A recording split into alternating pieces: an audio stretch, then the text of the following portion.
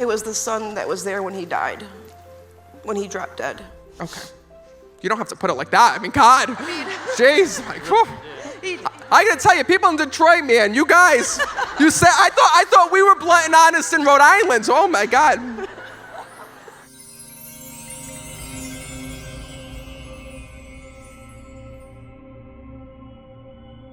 Because right away, your father just said to me, Matt, I have to come through for my daughter.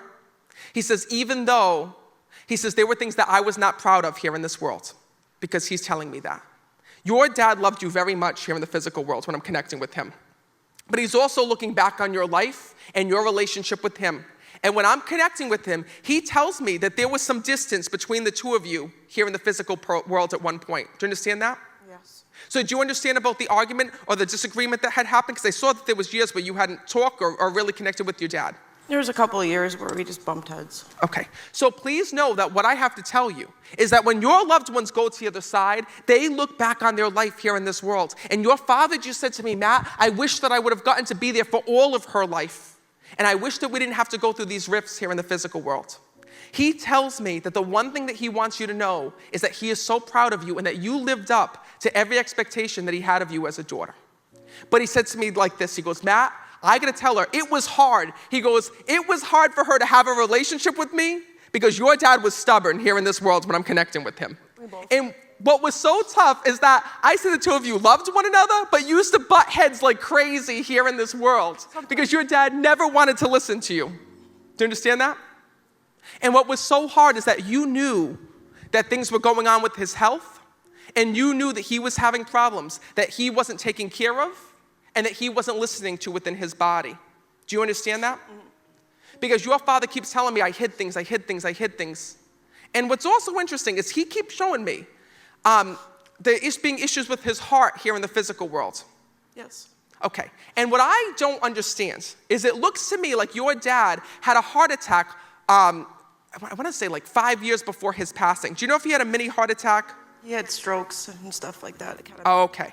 Because here's what happens when I connect with the other side, right? Your dad just showed me that his heart was not working properly here in this world. Like instead of beating at 100%, it was only beating at like 60 or 50% because he's bringing that through. Mm-hmm.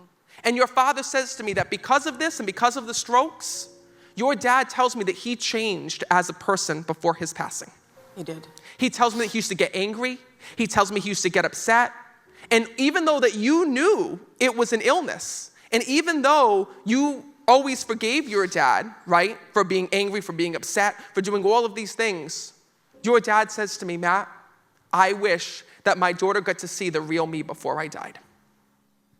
He says to me that what he wants you to know on the other side is this. He says, Matt, I wish I could take back what she saw and what she had to go through because you feel like your dad was dying right in front of you and there was nothing that you could do.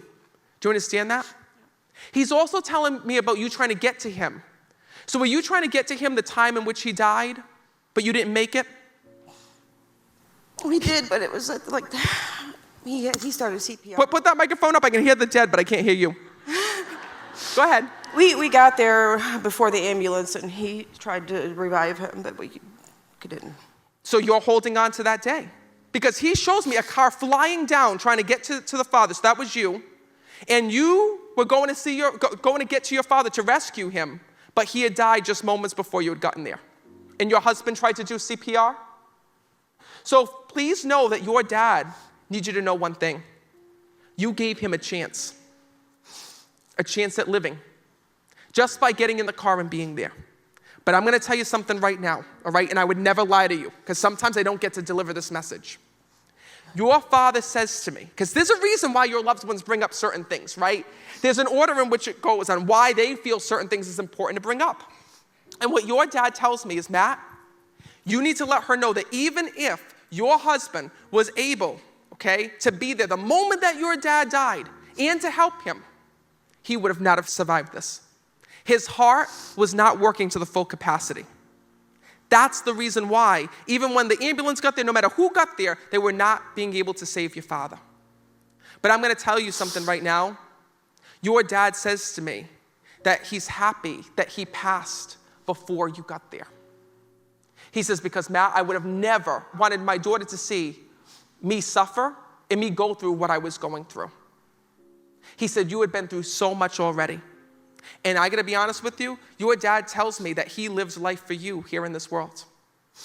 He says to me, Matt, I knew my health wasn't good. He says, many people in my family died before me, he tells me. But I gotta let my daughter know that every day that I was here in this world, he says, I was thinking about her. I was thinking about her family. I was thinking about what's next to come, and he's bringing that through.